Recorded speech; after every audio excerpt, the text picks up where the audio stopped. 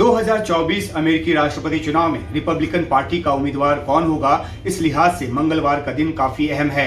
New Hampshire की primary का जो नतीजा है वो बताएगा कि पूर्व राष्ट्रपति डोनाल्ड ट्रंप के सामने आज भारतीय मूल की निकी हेली जो है उनकी चुनौती बनी रहती है या फिर ट्रंप का उम्मीदवार बनना सुनिश्चित हो जाता है।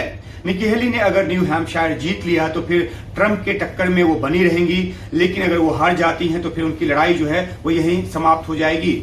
रिपब्लिकन उम्मीदवार के एक मुख्य दावेदार जो हैं रॉन डिसेंटिस रेस से वो बाहर हो गए हैं। टिम स्कॉट, विवेक रामास्वामी जैसे दावेदार जो हैं वो भी अब मैदान में नहीं हैं। अब निगाह जो है वो निकी हेली पर टिकी है। उन्होंने पार्टी के वोटरों से अपील की है कि वे ट्रंप से आगे का सोचें। हालांकि जो सर्वे हुए हैं उसमें ट्रंप को आगे बताया गया है, लेकिन हेली ने न्यू हैम्पशायर के कैंपेन पर काफी मेहनत किया है, कई महीनों से बड़ा जोर वहां पर लगाया है।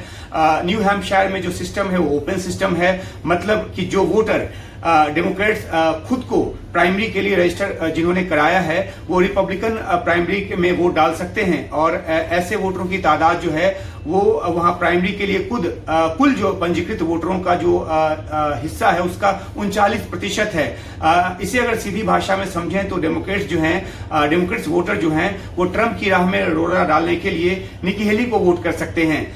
मतलब ये भी कि ट्रंप उम्मीदवार ना बने, इसके लिए डेमोक्रेट्स जो है वो इस तरह का खेल कर सकते हैं, क्योंकि ओपन सिस्टम है, वो वोट जो है वो रिपब्लिकन प्राइमरी के लिए डाल सकते हैं।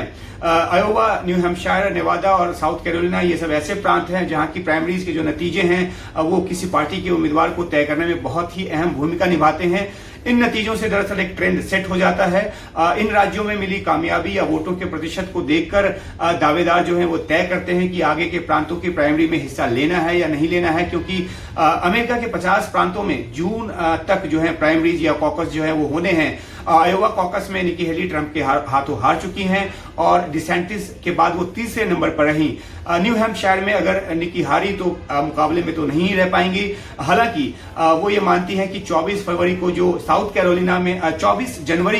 कैरोलिना में प्राइमरी होना है उसके नतीजे तक वो रेस में रहेंगी, ऐसा मानकर वो चल रही है। लेकिन फिलहाल जो नजर है वो न्यू हैम्पशायर के प्राइमरी के नतीजे पर है।